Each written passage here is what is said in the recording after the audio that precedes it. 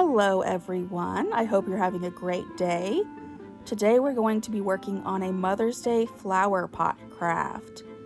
And for this craft, you will need your kit, some scissors, glue, a pencil, and a black marker, crayon, or colored pencil. And our first step will be to take our green piece of paper and trace our hands. So we put our hand on the paper and use a pencil to trace all the way around. We want to use a pencil in case we make any mistakes so we can erase them.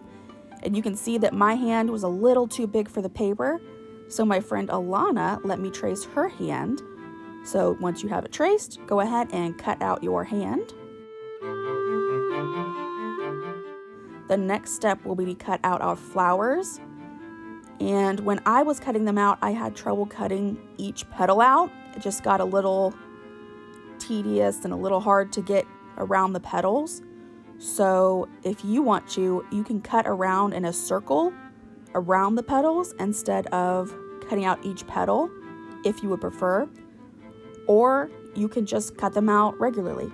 It's up to you. But go ahead and get those cut out, and then we'll move on to our next step, which is to cut out our flower pot. But for this, we do not want to cut it out like you would think all the way around. We're going to fold it at the top of the flower pot, and the crease will be right at the top. We want our flower pot to hinge open so we can put some writing in it. So instead of cutting all the way around, we're going to cut down the sides and the bottom of the pot instead of all the way around. And there you can see we've got our flower pot and it's ready for us to add writing.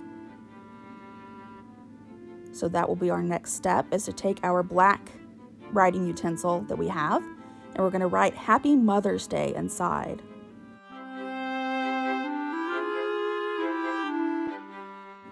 And you can see I added a heart. You can add that or not, it's up to you. And then our next step will be to glue our hand on. And we want to get an idea of where we want to place it, so put it on your paper to kind of see where you want it, and then add the flower pot to the bottom to see how it fits, to see whether you need to move it up or down. And then once you have an idea of where it should go, glue it down. And next we'll glue our flower pot down, and you'll add glue to the opposite side. And then once it's glued down, make sure you do the flap up, because if there's some glue, it might glue the flap down and we want it to be able to open. So just keep it up until the glue dries. And next we want to glue on our flowers to the tips of our fingers. So go ahead and glue your flowers on. And once our flowers are glued on, we're going to take our jewels and add them to the center of our flowers. And once the jewels are all glued on, you are done. I hope you guys had fun making this craft and that whoever you give it to enjoys it. Your mom, grandma, aunt, whoever you want to share it with. And we hope to see you here at the library soon. Bye.